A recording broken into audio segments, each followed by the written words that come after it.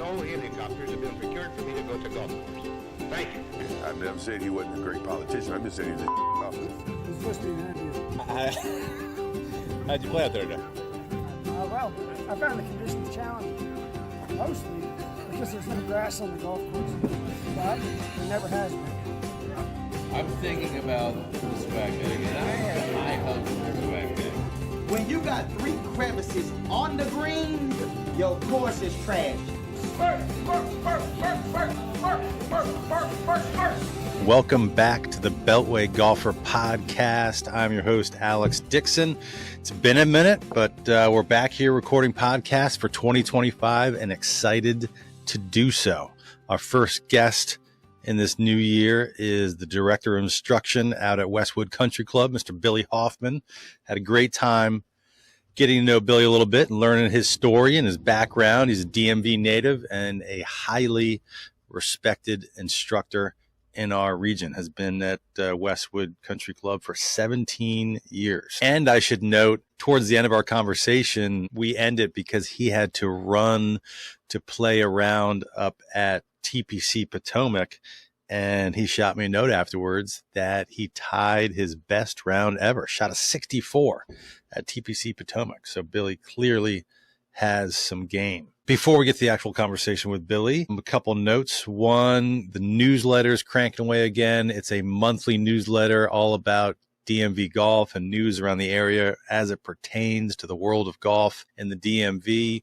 May crank it up to every 2 weeks now that we're in season. Shoot me your email via social media. Instagram is the best way to reach Beltway Golfer, or go to beltwaygolfer.com/newsletter and you can sign up. It is free, right to your inbox. Right now, only once a month, may be twice a month, no more than that. I just got back from a big trip to Scotland, took the whole family. If you're following on Instagram, posted a lot of pictures and the stories there. Not going to talk much about it in this podcast, but we have a Surrender Birdies podcast scheduled to record, I think later this week. So I'll talk more about the Scotland trip on that pod, which I'm excited to do so.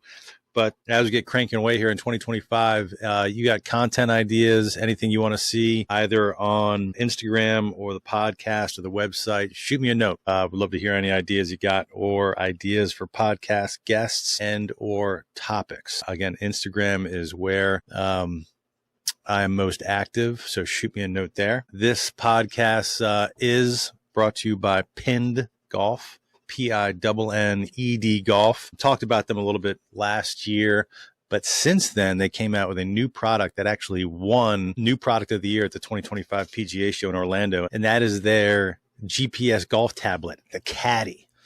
It's kind of like any of these new fancy apps that you have on your smartphone, or kind of some of the new golf carts that have GPS built in, but there's still so many courses that don't have that on their carts, A, and B, you don't want to have to be pulling out your phone every 2 seconds. So this is a dedicated golf GPS tablet that can click or apply magnetically right on your golf cart or on your push cart.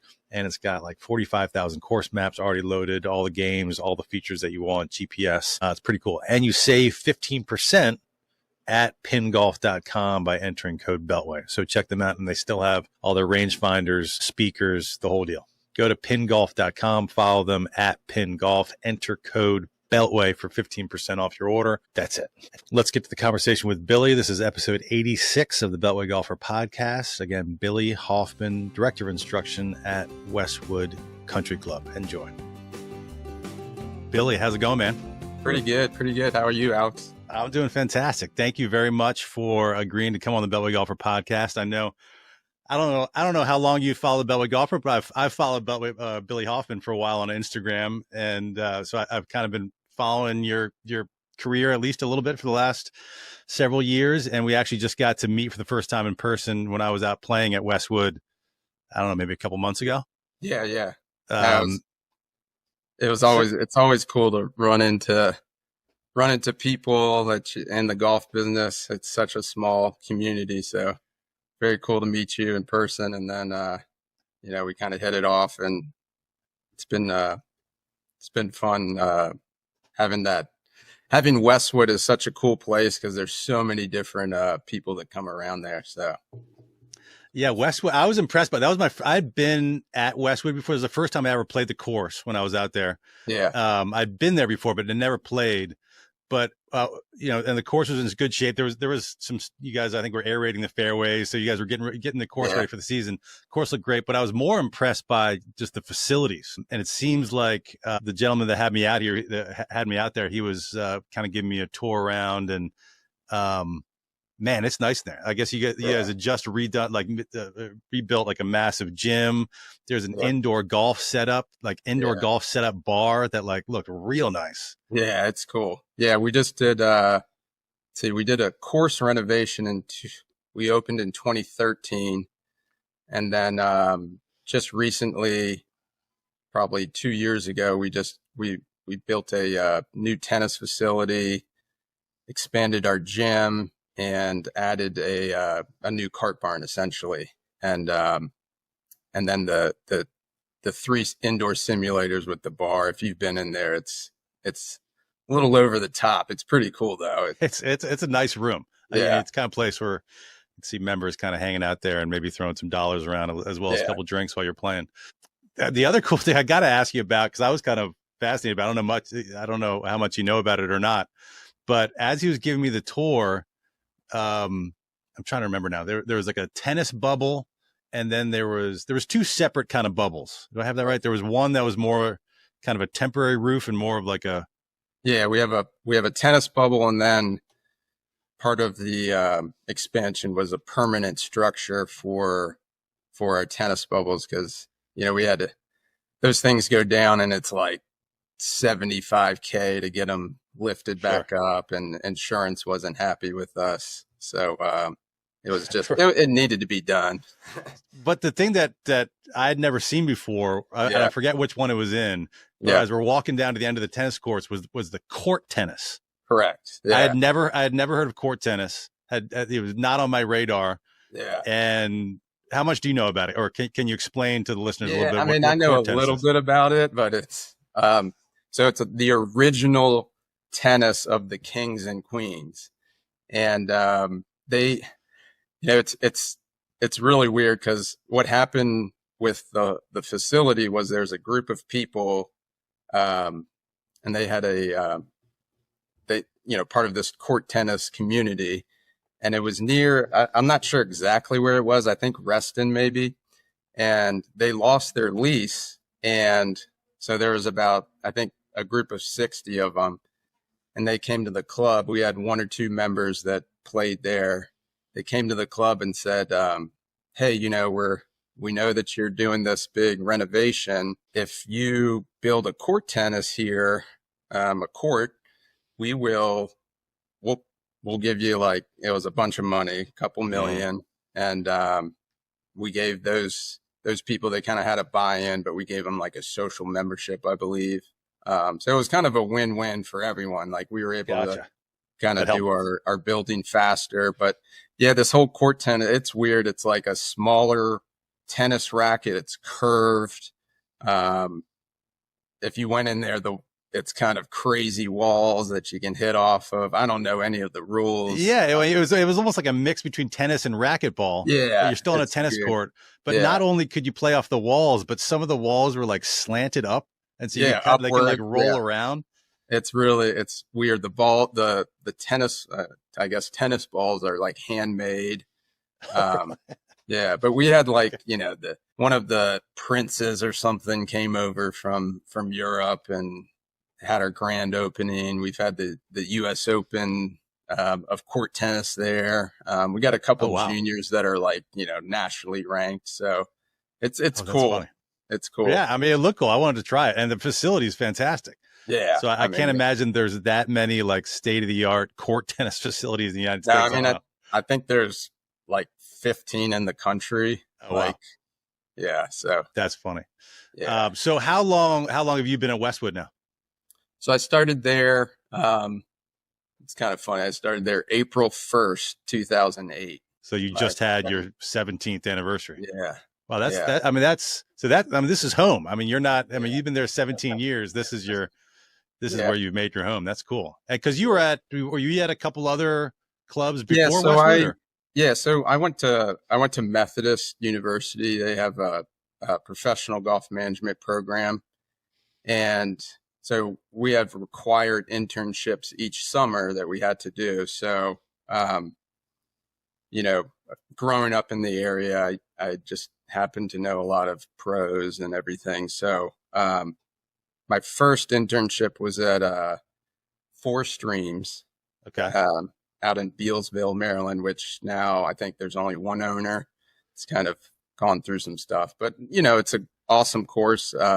Kevin Taylor was the head pro at the time. Kevin Taylor's over at Argyle now, right? Argyle, yep. And, you know, I've known Kevin since I was probably 10 years old. He worked at Chevy Chase, where I was fortunate enough to grow up. And so Kevin's a great guy. I called him up and, you know, wanted to go work there as my first internship. It was a very slow course. So I worked at Four Streams. Then, you know, when I was a junior, I worked at Chevy Chase, caddying, working the bag room, all that stuff. And then I worked at Columbia for Bob Dolan. I was fortunate enough. One of my really good friends was a member there, and so I knew Bill Strasball, you know, when I was a kid, which is really cool if you know about his story and everything. And I don't know his full story. I just know his name is on a lot of like awards and recognition he's around here. I mean, I know he's a legend around here. Yeah. I mean, we call him the coach, right? He's the only. I think the PGA of America has awards that they give out at the section level and the national level, and he's the only person that has an award named after him. So it's kind of, you know, it's given to the people that really exemplify the PGA Pro. And Got it. And you know, I was fortunate enough to work for two guys that won the national Bill Strasball Award, which is really cool. So I worked at Columbia there for a summer, which was awesome. So many good little, you know, as a college kid, I'd work the bag room and be making like $400 or $500 on the weekend in tips, and you know, had my drinking money to go to caddies in Bethesda. Nice. Right? Yeah, there you go.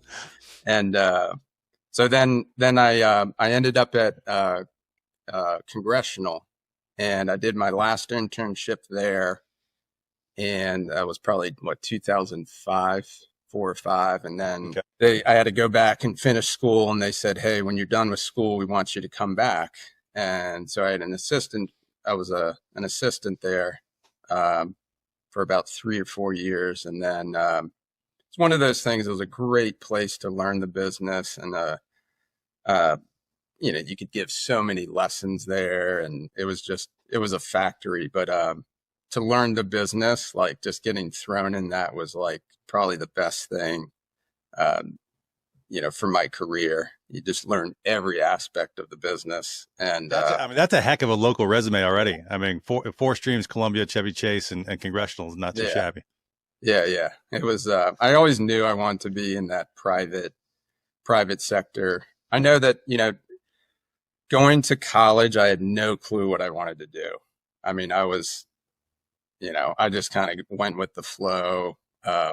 But you went to college knowing you wanted. I mean, you did the PGM program. You wanted to be a PGA. You just didn't know what you wanted to do in golf. Well, you know, my theory was like, hey, look, I'm going to try this golf thing. If I get it, I got to work weekends. I got to do, you know, it's not the glamorous life. I don't play golf every day like everyone thinks. But yeah, my whole thing was like, hey, if I don't like this, I'm going to meet someone at a private club and get a job that way. Got it. Yeah. So was that your kind of thinking when you just said I always knew I wanted to kind of go the private club route because the networking was better? Yeah, totally. But you played high school golf. Did I read that BCC, Bethesda Chevy Chase? Yes. Yep. At what point did you kind of decide being a PGA pro was your path, as opposed to dreams of becoming a PGA Tour player or something? Yeah, so when I was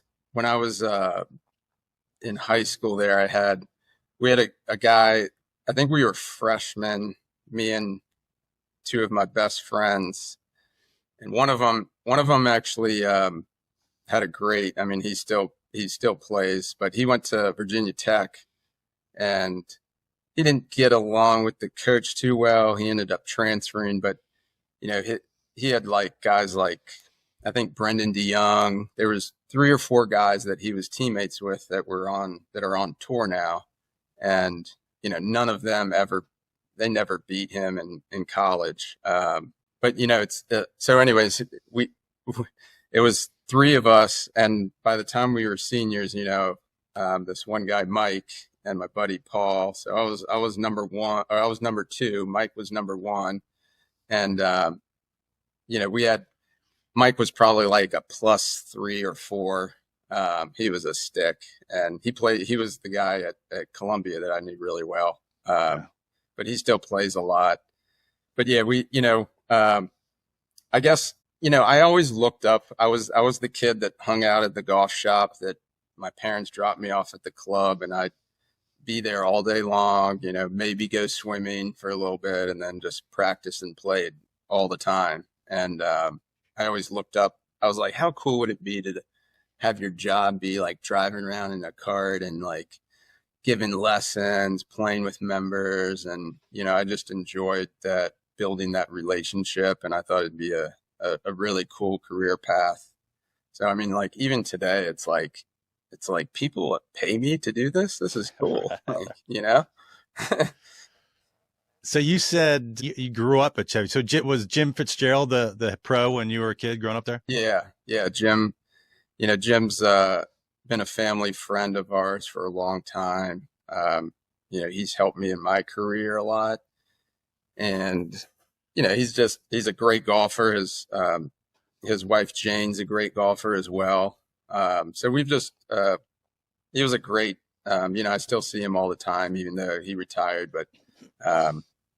Jim's a great guy. I just saw his name yesterday. I think down at East Potomac, National Links Trust did their reversible day, and I think Jim Fitzgerald was part of the winning team.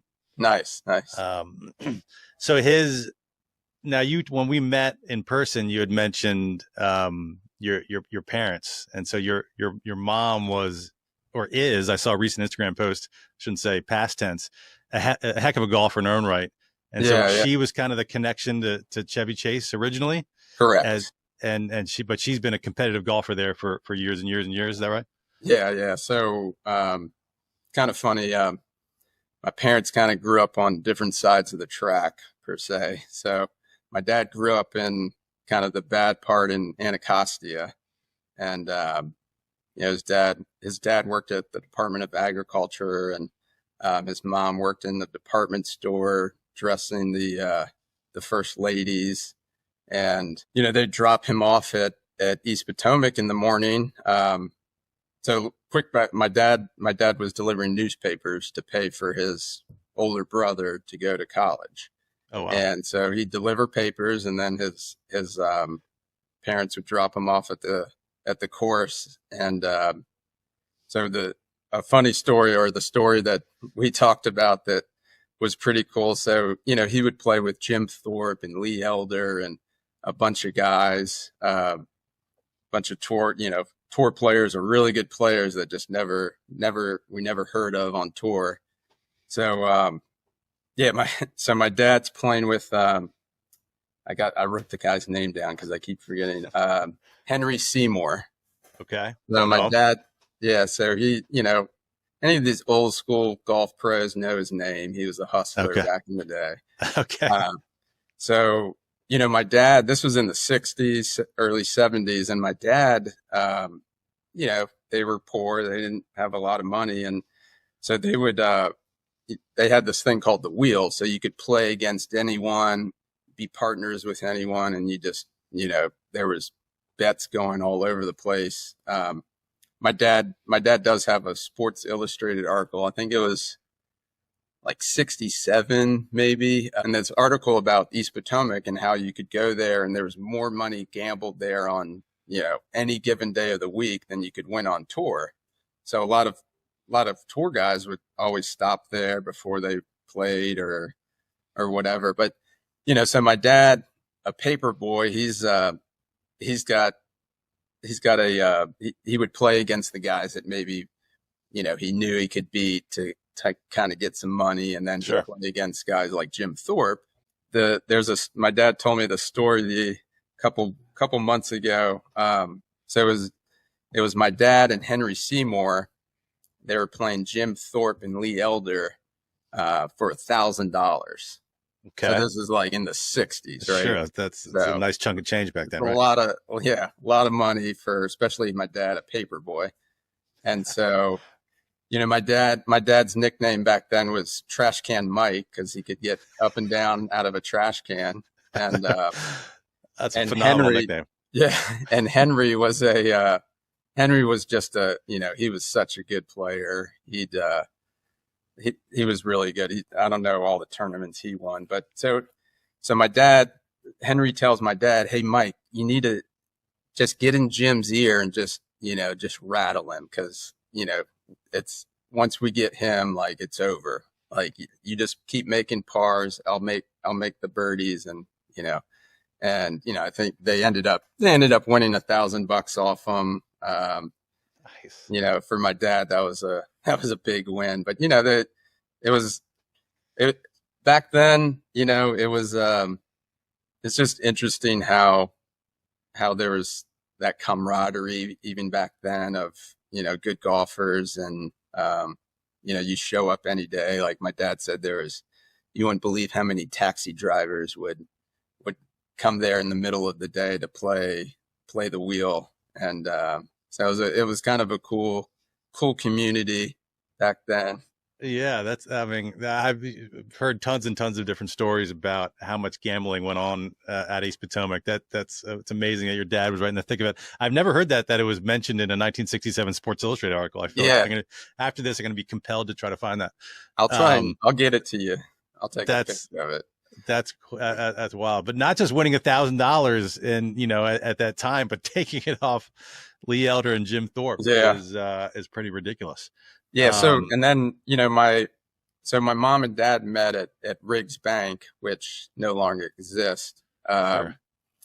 And so my mom, right, grew up at Chevy Chase Club.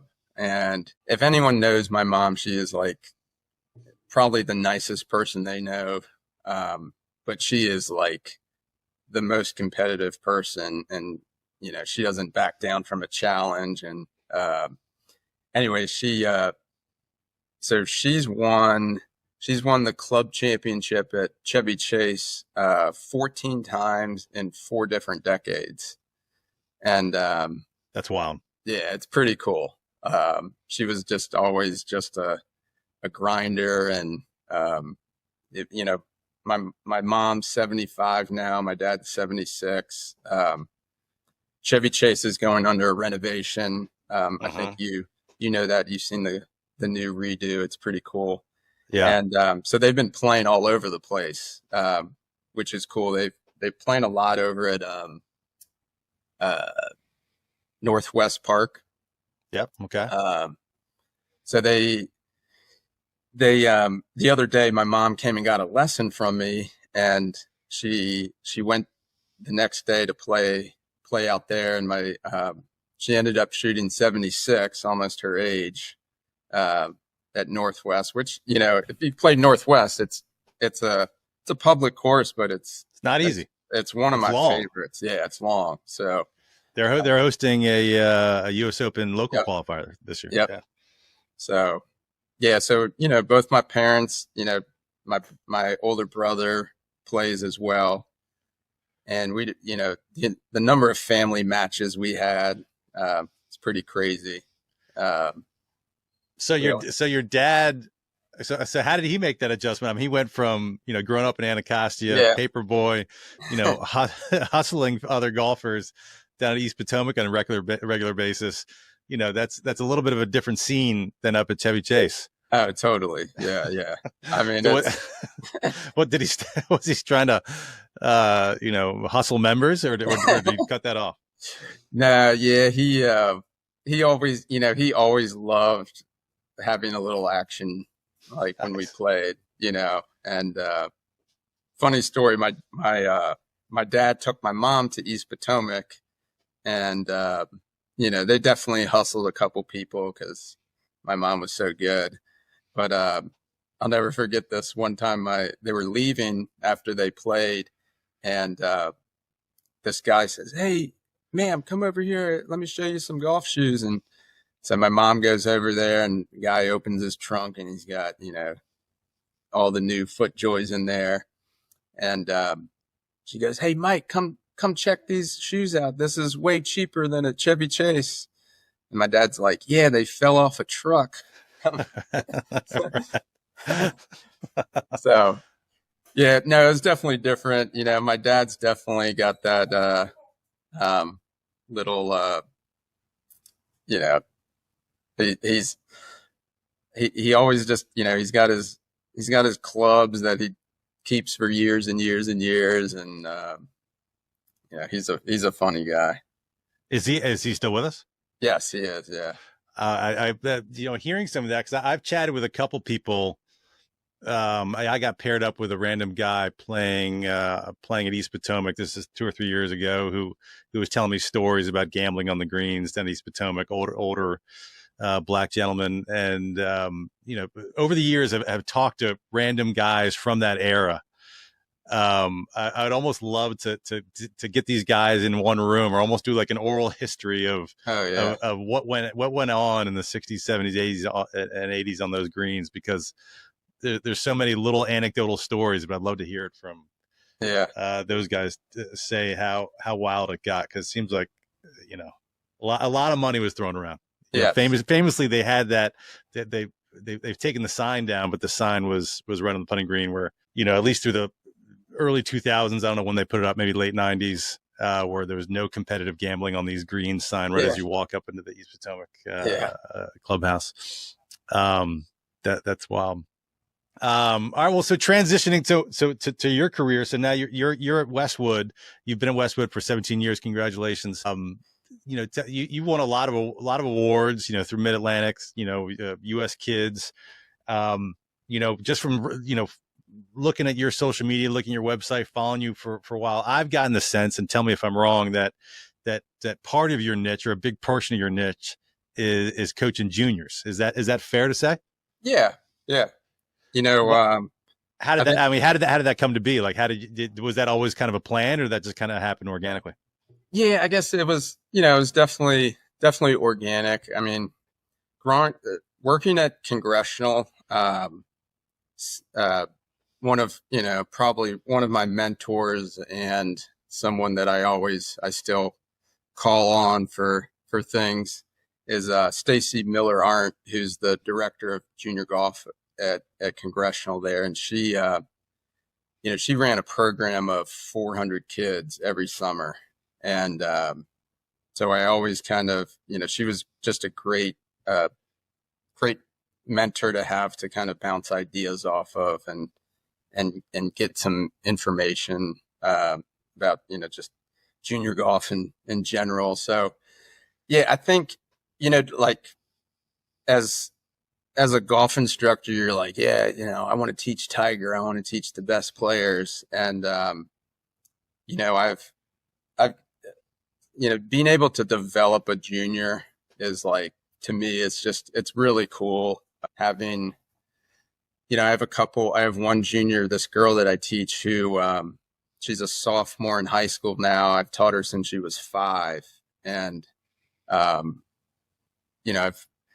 have this great PowerPoint that I did with that I presented at a summit one time, but just kind of our career path. But having something like that, to me, is just, she's like my daughter, and really grown, like, watched her develop into, just a great person is like the coolest thing.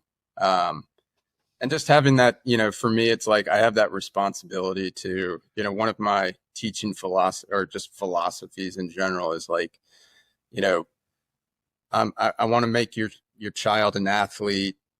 I want to make them a good person that's going to be a positive influence on the community. And then I want to make them a good golfer.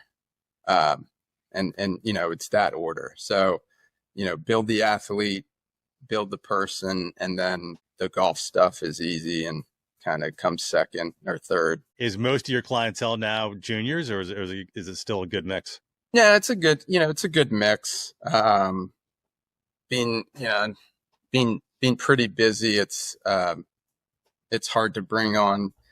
It's tough for me. I was having this conversation with one of my colleagues. Having this one girl that I've taught since she was 5, and now she's probably going to go to a D1 school here pretty soon, and now I have like these 2 new girls who, I have a 5-year-old or a 6-year-old and a 9-year-old who are just like, they came to me, just started golf, within the last year, and they're like insanely good. And it's like, part of me is like, oh man, I got to do this all over again. Kind of build them up. And, sure. And then I'm like, wait a minute, that's what I like doing. Like, sure. That's the fun part. So, but yeah, it's like, how old are these girls, for example? I have these 2 girls. One's 10, the other's 6 or 7, I think. So 6 or 7. Is that that was gonna be my next question. Like, what is the average, like, when a junior golfer comes, or the parents, I imagine, sign them up for a Billy Hoffman lesson, and they start working with you, how young does it get? Yeah, I mean, so it's two little funny things here is that one of these girls, she has a younger brother who's 4, and they're like, I don't know if it's that Asian background that they're pretty disciplined, and they follow directions very well, and it just makes it easier to teach. But they are, it's like, I can show you videos of their swing. It's like insane. And so this girl started taking lessons, and, the parents are like, oh, here's our son, he's 4. And I'm like, okay. And then you watch him hit, and you're like, all right, I can work with this, but usually, I have these 2 brothers that I teach. And, so they came to me and they said, hey, we got 2 boys. One of them's 5, or they asked, what age do you start at? And I said, usually 6, but, just depends. And, so they said, oh yeah, our younger son, like, can he come take a lesson? I'm like, sure. So he comes to take a lesson, and, this kid's an athlete and everything. And, fast forward a couple of years later, they finally told me that they were lying to me, that he was really 5 when he started, not 7. He's a big kid. So it fooled me, but, this kid's now, I've been teaching them for probably 3 years. He's played in like 3 or 4, U.S. Kids World Championships. He wins all the local stuff around here. And, so it's cool, usually I start at 6, but okay. I'm curious, as someone who coaches a lot of kids, are the kids always, golf traditionally is not the average kid's number 1 sport. Sure.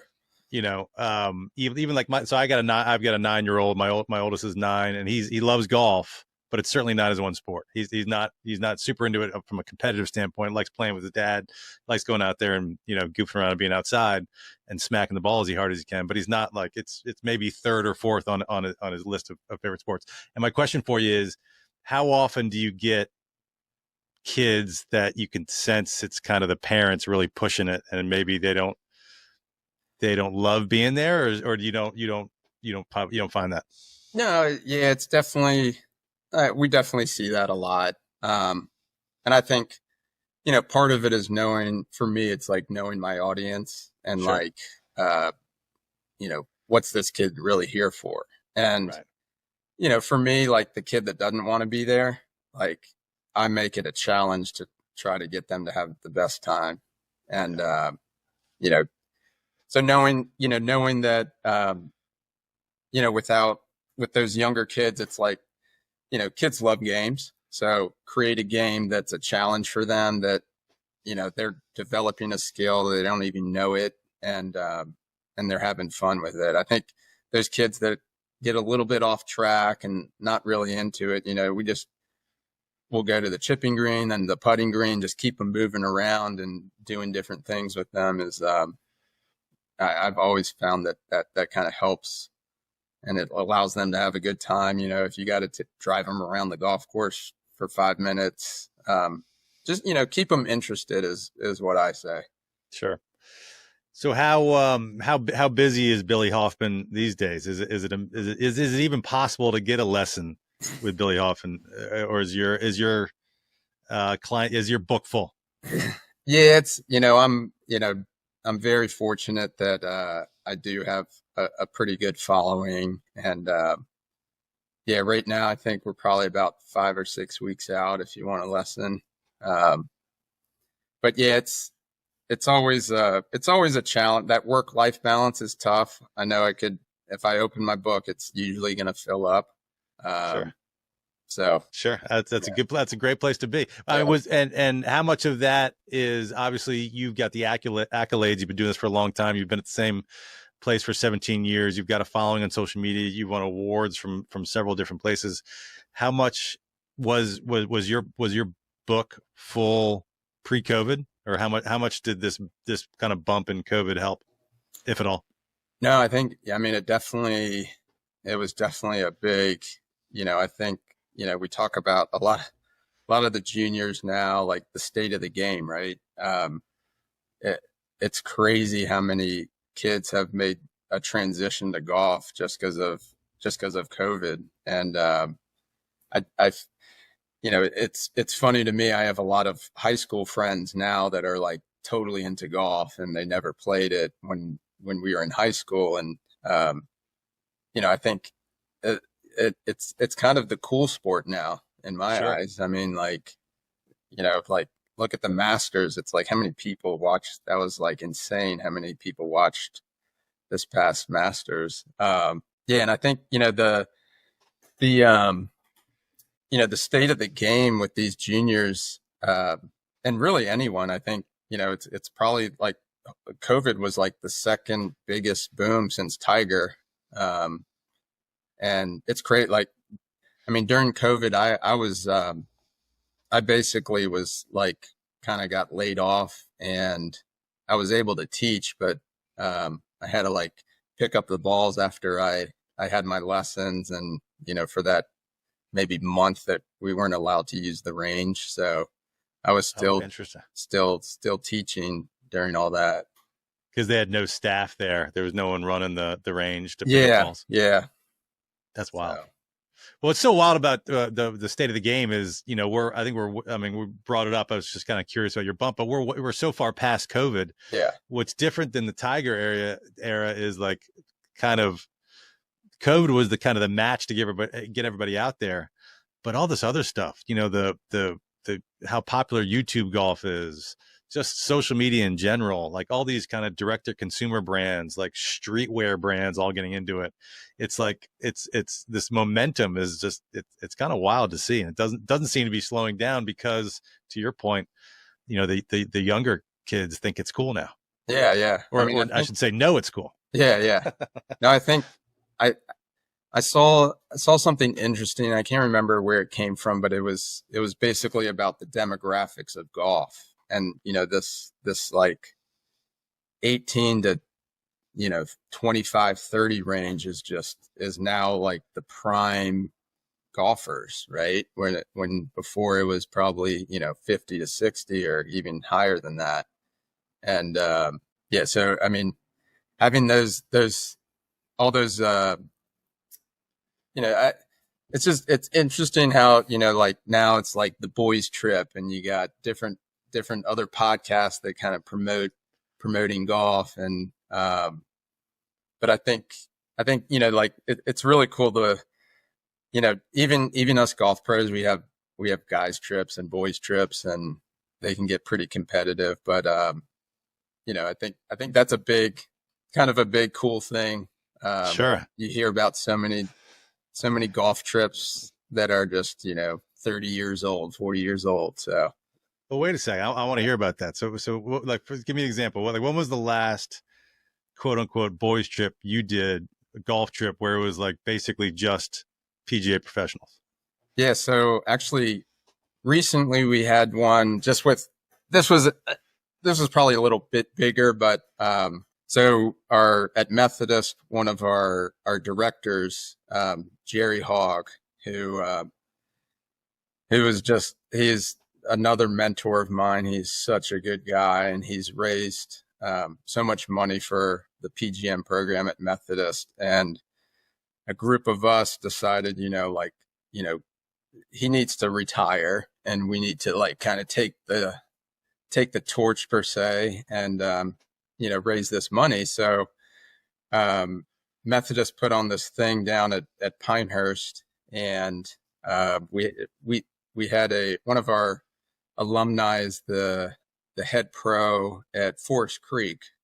Okay. And nice. So nice spot down there. So we ended up having you know, a little tournament there, and we had a dinner there, and but you know, so my group of guys who I think I was the only guy that was still in the PGM program, or still a PGA member, still in the golf business in our little house. But you know, that all the rest of the guys did the PGM program but are not in golf. Yeah, one of them was in it, like worked at Canoe Brook up in Jersey, and then, you know, kind of he took my plan B there, and got a job with someone on Wall Street and got into insurance. So, you know, so all these guys that, you know, had worked at some really good clubs across the country, and, you know, just kind of got out of the business. But,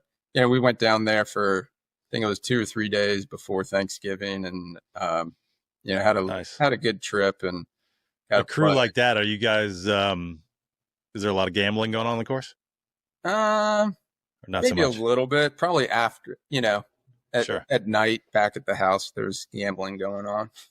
I'm just envisioning, you know, a boys trip with PGA professionals versus like a boys trip of like the guys I go with, where you know, the handicaps are just like all over the map, and some of them are, you know, so high they probably shouldn't have a handicap.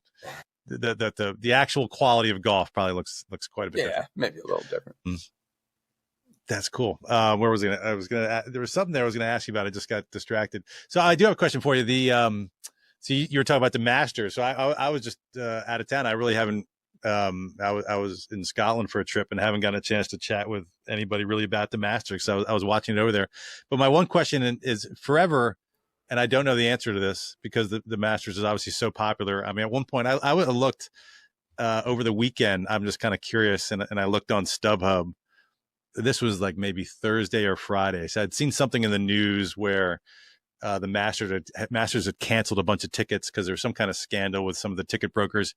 Anyway, like on Thursday or Friday, the tickets on StubHub for Saturday or Sunday was like $30,000. Yeah.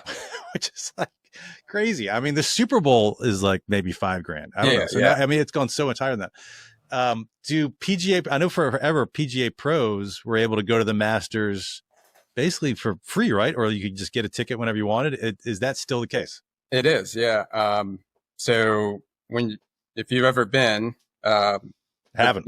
There's the main entrance, and then on the right side of the main entrance, there's this little path, and you follow the path through some woods there, and they have a kiosk for PGA pros. So we have quote unquote lifetime tickets, and so we can go to the Masters anytime we want.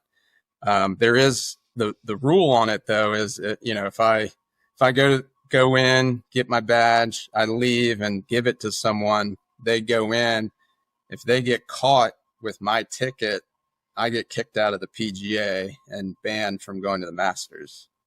Oh, wow. So, So not only banned from going to the Masters, but you're kicked out of the PGA. Correct. So, Oh, wow. so you just don't do it.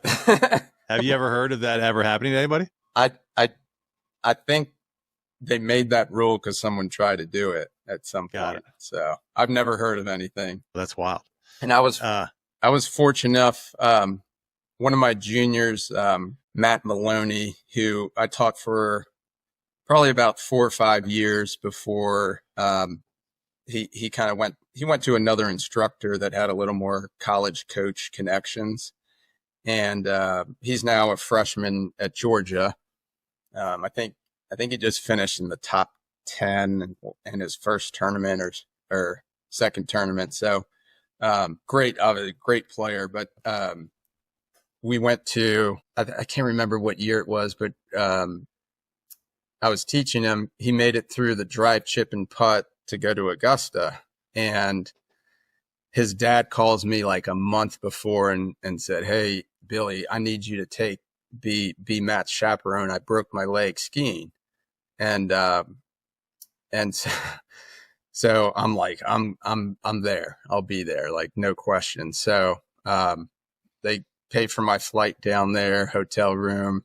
And, I'd never been to the Masters. So I was like, I was so excited about this. And so the backstory to like, how they do the drive, chip, and putt, it's insane. I mean, we had a 3-hour meeting the night before, and they're like, "Hey, you're going to stand here and make sure you don't look over here, and you got to stand next to your plate," and blah blah. I mean, it's down to the minute, like timed, how everything's going to happen.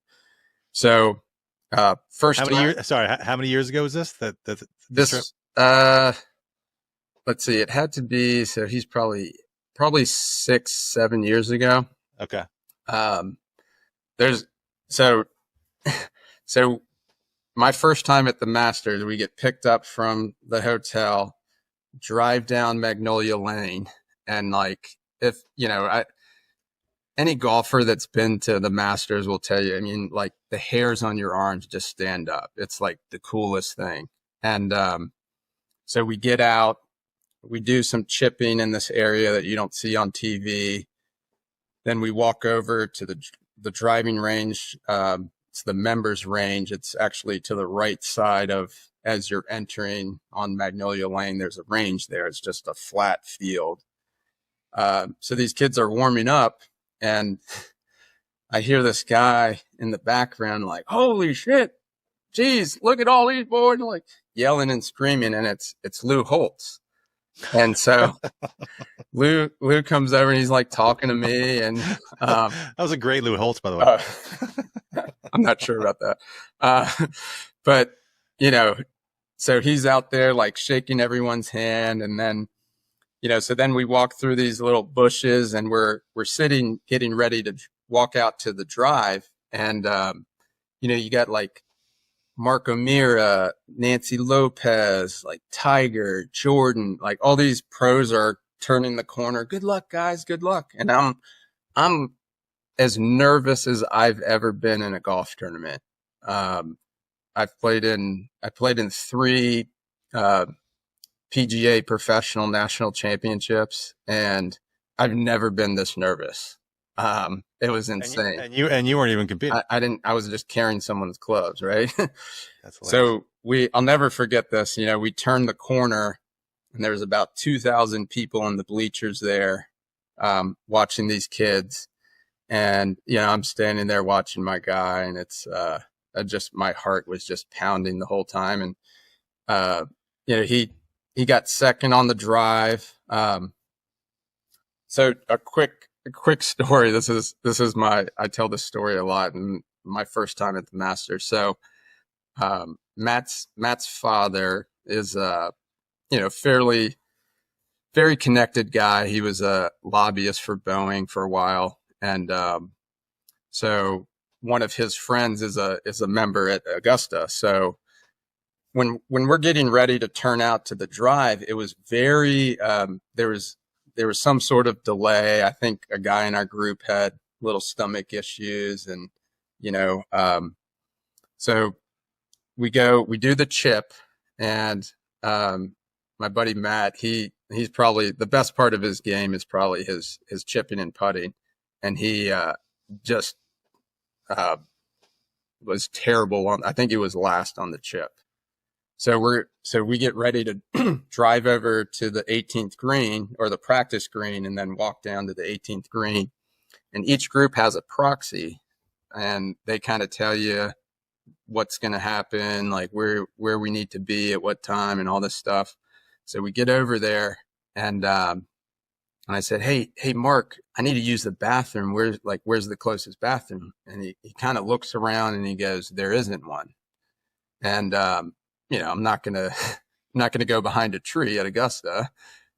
So I'm sitting there like, all right, it's going to be like 30 minutes before we go down there. It's going to be 45 minutes for us to hit the putt. And then we got to walk all the way back up. And I'm like, there's no way I'm going to make it. Like, I got to go. So I turn and I see Matt's dad walk out of this building with the member.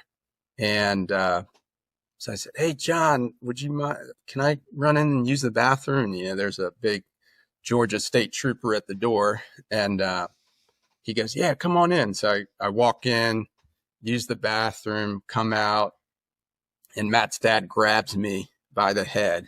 And he goes, you just took a piss in Eisenhower cabin. So I was like, what? I didn't even know. So it was, anyways, we walked down to the 18th green. Matt ends up, his group was kind of crazy. He ends up making a putt to finish third overall. And if you've ever been there, each group of kids has a past champion as their, who they take pictures with and kind of walks with the group. So ours happened to be Freddie Couples. Oh, wow. So a cool little story is that. Oh, when you said past champion, I was thinking past champion of a drive chip. Oh, no, not past champion of the Masters. Yeah. So one of our members at Westwood is Freddie Couples' sports agent. So we got the picture from Augusta with Matt and Freddie, and then we sent it to our member, and he got Freddie to sign it, which was a pretty cool story. So kind of a full circle. That is cool. Yeah. So where are all the kids supposed to go to the bathroom? I mean, exactly. I don't know. They're literally that's kind of wild. I imagine you haven't been in Eisenhower's cabin since. Nah, haven't been back. How many times have you taken advantage of that, of the privilege of being a pro at the Masters? That was the only time I've been. Oh, really? It's tough up here, with where the Masters falls on the calendar and kind of the season's just getting going. Yeah, our programming and stuff. So, but yeah, I mean, I definitely will take advantage of it. And I think, so what I did was I did that whole, the drive, chip, and putt. And then the next day, I think was one of the practice rounds. So I was like, I got to walk this course. I got to see it. And everyone talks about how hilly that place is. And so I get there and I'm like, I'm just going to walk the back 9. I got to catch a flight. So I walked the back 9 and it took me like 45 minutes. And I'm like, all right, let's walk the front. So I walked the front in, 45 minutes and then got in a cab and went to the airport. So, but that was it. It's that place, like when you get on the grounds, it's literally like for a golfer, it's like the holy grail of golf. Yeah. I have not stepped foot on Augusta National yet. I ticked one off this past week by walking around the old course at St. Andrews. But, every year on the Masters, I say, next year, I don't care how much it's going to cost me. I'm going to get down there. Yeah. And I haven't done it. I've gotten denied on the lottery. I don't know how many years in a row, but like so many other people, but I'll get down there eventually. But so what was your take on, are you a Rory guy? Are you a Bryson guy? What was your take on this year's Masters? Yeah. I mean, I think, kind of to our point earlier, like I think Bryson is so good for the game.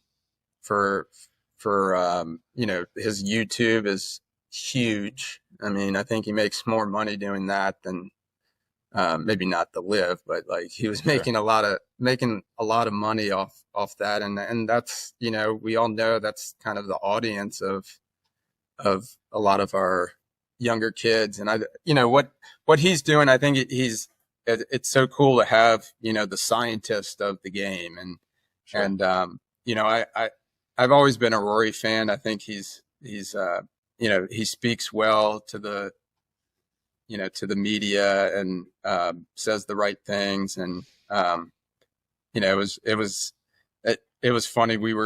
I was out on the golf course, the final round. We had a PGA Junior League match, and me and the other pro were sitting there on our phones watching the Masters and watching the kids play. It was cool, but just coming down the stretch, like we both wanted Rory to win.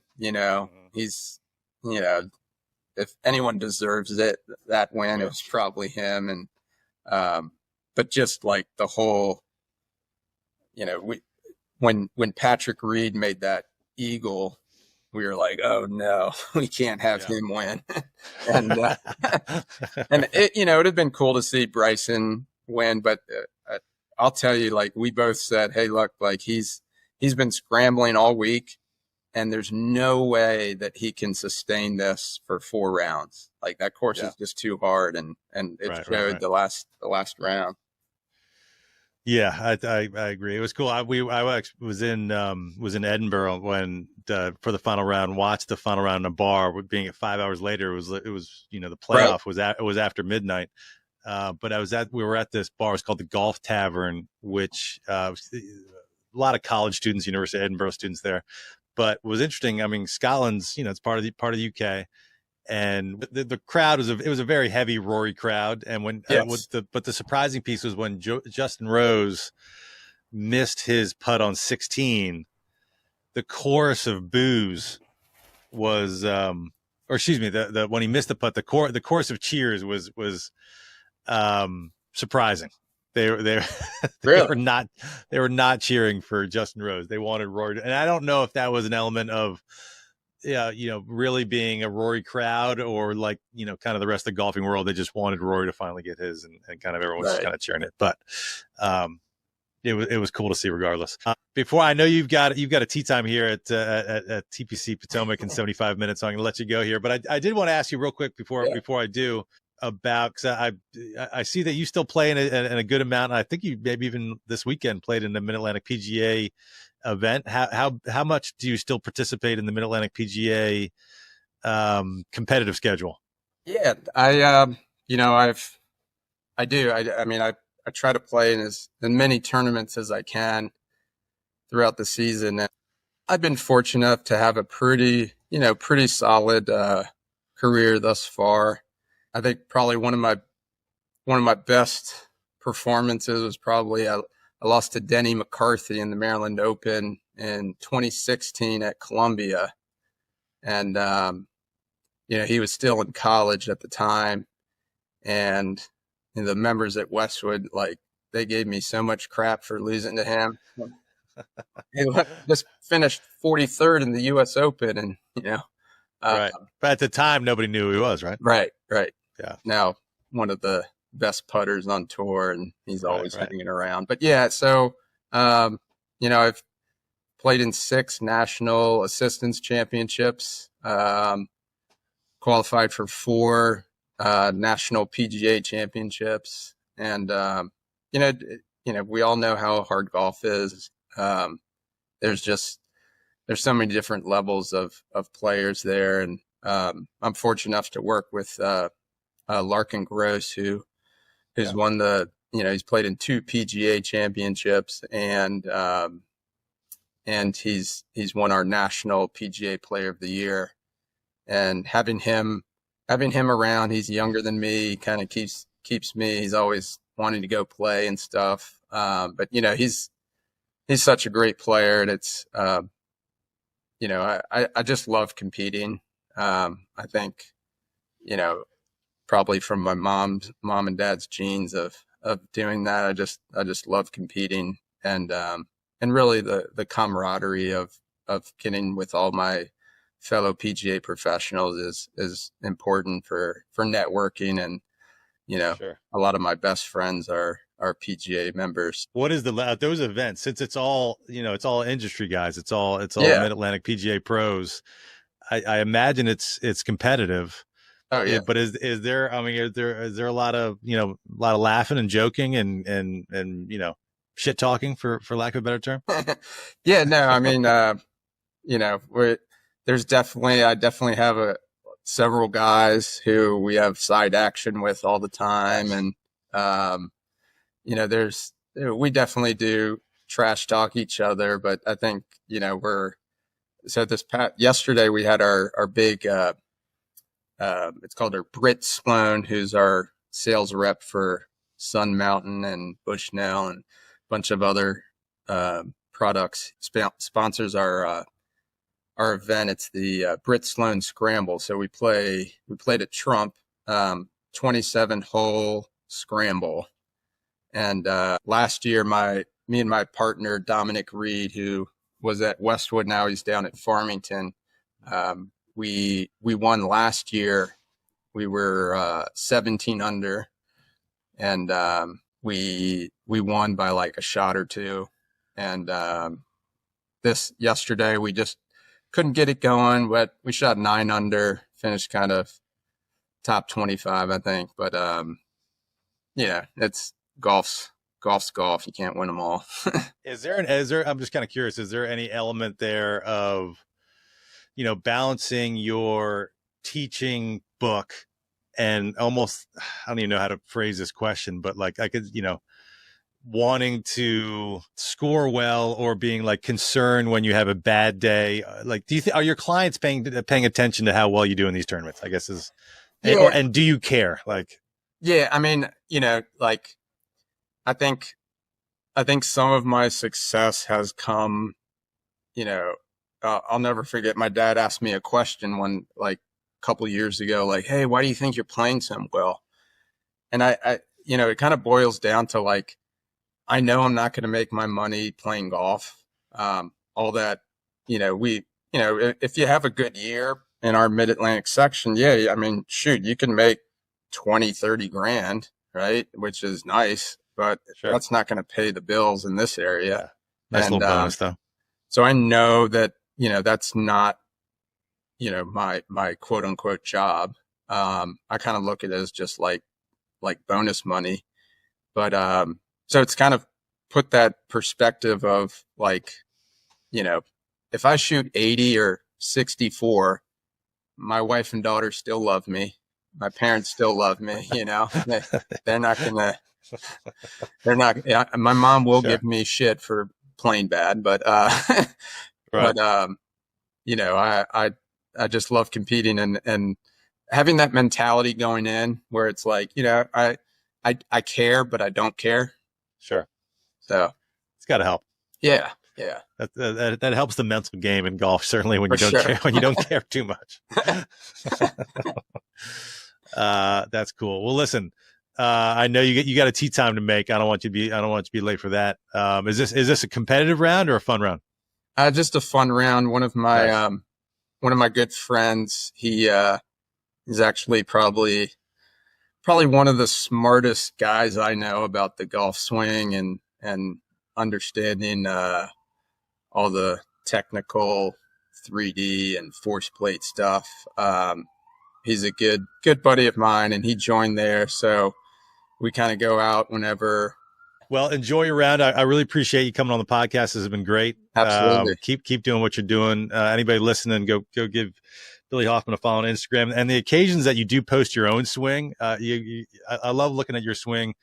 I don't know if other people describe it this way, but it looks like an incredibly simple swing. Those are the hardest ones to replicate. I mean, I'm a hack. I got too much stuff going on my swing, but yours looks like it's like like the one piece, very simple. There's not a lot of movement, and I'm sure that's why it works.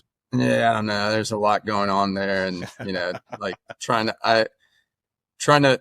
recently I've been trying to make a little change in my swing, and it's like, man, like now I kind of see how my students feel. It's like, you know, what I'm trying to feel is like miles away from what it looks like, and it's not even barely changing, and you're like, oh my God, this is going to take a while.